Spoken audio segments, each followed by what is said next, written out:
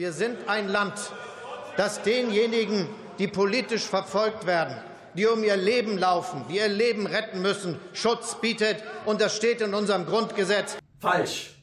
Im Grundgesetz Artikel 16a steht nur Absatz 1, politisch Verfolgte genießen Asylrecht. Und Absatz 2, auf Absatz 1 kann sich nicht berufen, wer aus einem Mitgliedstaat der Europäischen Gemeinschaften oder aus einem anderen Drittstaat einreist, in dem die Anwendung des Abkommens über die Rechtsstellung der Flüchtlinge und der Konvention zum Schutz der Menschenrechte und Grundfreiheiten sichergestellt ist.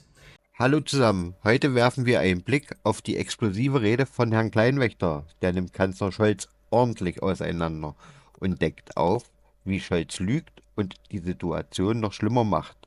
Laut Kleinwächter ist die AfD die einzige Partei, die wirklich etwas bewegen kann. Wenn ihr wissen wollt, wie Scholz und seine Regierung auf ganzer Linie versagen und warum die AfD die beste Lösung ist, dann bleibt dran, schaut euch das Video an und lasst uns wissen, was ihr denkt. Auf geht's! Kanzler Scholz lügt, wenn er den Mund aufmacht. Da sagt er: Denn die Bürgerinnen und Bürger dieses Landes wollen nicht irgendwelche Theateraufführungen hier erleben.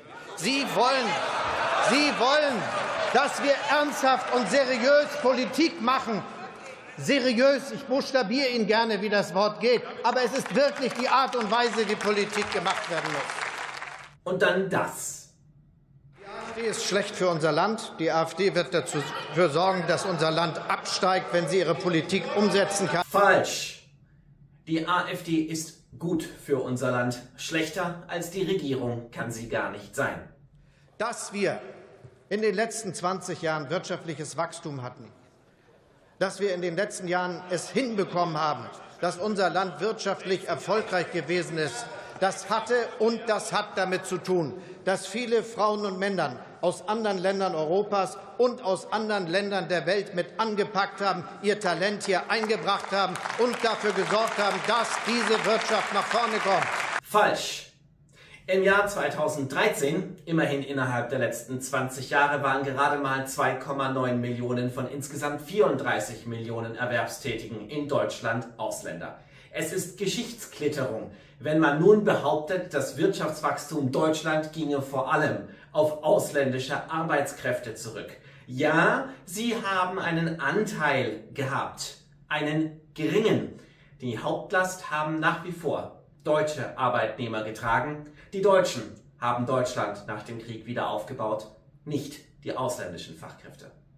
Und es gibt ein Land in Europa, das genauso wie manche englischsprachige Länder die Chance hat, dafür Sorge zu tragen, dass wir nicht wirtschaftlich absteigen, weil wir so viele finden, die mit anpacken wollen. Und deshalb ist es richtig, genau das möglich zu machen, mit dem Arbeitskräftezuwanderungsgesetz, das wir auf den Weg gebracht haben, und auch mit der neuen Staatsangehörigkeit, die wir geregelt haben. Wir drehen die Sache nämlich um, so wie in den USA, wie in Kanada, in Australien und anderen Ländern, die daraus Wachstumspotenziale schöpfen und sagen, wir wollen, dass man hier anpackt, dass man die deutsche Sprache lernt, dass man sich an die Gesetze hält, seinen Lebensunterhalt verdient, aber dann auch mitbestimmt. Das ist dort der Fall. Falsch. Das Staatsbürgerrecht nach dieser Ampelkoalition besagt, dass man bereits nach 3 Jahren Aufenthalt in Deutschland die deutsche Staatsbürgerschaft beantragen kann. In den USA und Kanada ist mindestens eine 5-jährige Inhaberschaft einer Niederlassungserlaubnis erforderlich, bevor man den Prozess starten kann. In Australien ist es 4. Dass die deutsche Bundesregierung also mit erfolgreichen Einwanderungsländern gleichzöge, indem sie deren Staatsangehörigkeitsrecht kopiere, ist schlichtweg falsch. Deutschland geht deutlich weiter als das Staatsangehörigkeitsrecht anderer Staaten. Es gibt kein Land der Welt mit schrumpfender Erwerbsbevölkerung, das wirtschaftliches Wachstum hat. Falsch. Allein in diesem Jahr hat die Volksrepublik China ein Wirtschaftswachstum von 5,5% erzielt und gleichzeitig über 2 Millionen Erwerbstätige verloren, weil die Bevölkerung geschrumpft ist. Die Aussage, dass nur mit einer steigenden Erwerbstätigenzahl ein Wirtschaftswachstum möglich sei, die Kanzler Scholz getätigt hat, ist also falsch. Bedingung ist allerdings, dass man etwas schlauer als Regierung agiert als diese Ampelkoalition unter Olaf Scholz. Wir sind ein Land, das denjenigen, die politisch verfolgt werden, die um ihr Leben laufen, die ihr Leben retten müssen, Schutz bietet. Und das steht in unserem Grundgesetz. Falsch. Im Grundgesetz Artikel 16a steht nur Absatz 1, politisch Verfolgte genießen Asylrecht. Und Absatz 2, auf Absatz 1 kann sich nicht berufen, wer aus einem Mitgliedstaat der Europäischen Gemeinschaften oder aus einem anderen Drittstaat einreist, in dem die Anwendung des Abkommens über die Rechtsstellung der Flüchtlinge und der Konvention zum Schutz der Menschenrechte und Grundfreiheiten sichergestellt ist. Das deutsche Grundgesetz erkennt also nur Schutz vor politischer Verfolgung zu, solange ein Flüchtling nicht aus einem anderen Drittstaat in der Europäischen Union beispielsweise eingereist ist. Die Aussage, dass das Grundgesetz generell politisch Verfolgte oder Leute, die vor Krieg flüchten, schütze, ist falsch und zeigt, wie wenig unsere Bundesregierung von unseren Grundrechten versteht. Wir haben jetzt Zurückweisung an den Grenzen durch die Grenzkontrollen, die wir machen. 30.000, seitdem wir das angefangen haben. Falsch! Es waren 21.661 Zurückweisungen. Olaf Scholz kennt nicht einmal seine eigenen Zahlen bzw. schönt sie. Wer aus Griechenland, aus Finnland nach Deutschland kommt und sagt, ich will jetzt hier bleiben, der kann keinen Antrag stellen und sagen, ich möchte hier meinen Lebensunterhalt finanziert bekommen. Das ist mit der Freizügigkeit nicht verbunden. Und gut so, denn es sind 400 Millionen Einwohner in der Europäischen Union, und wenn da jeder sagen könnte, ich komme mal vorbei und hätte jetzt gerne Leistung, das würde ja nicht funktionieren.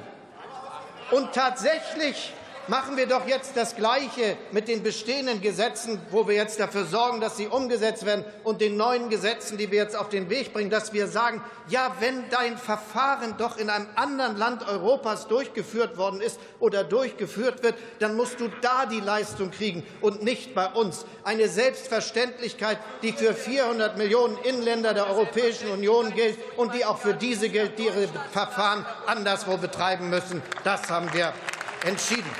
Falsch! Bis zuletzt hat Nancy Faeser Zurückweisungen an der Grenze abgelehnt, weil das angeblich europarechtswidrig sei.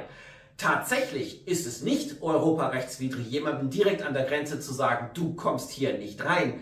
Unsere Regierung und davor die Regierung Merkel hat das aber immer so dargestellt.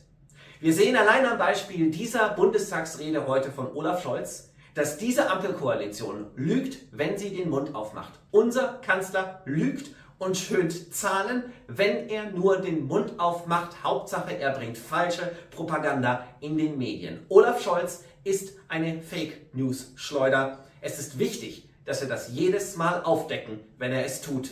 Deswegen dieses Video. Liked es, leitet es weiter. Olaf Scholz lügt.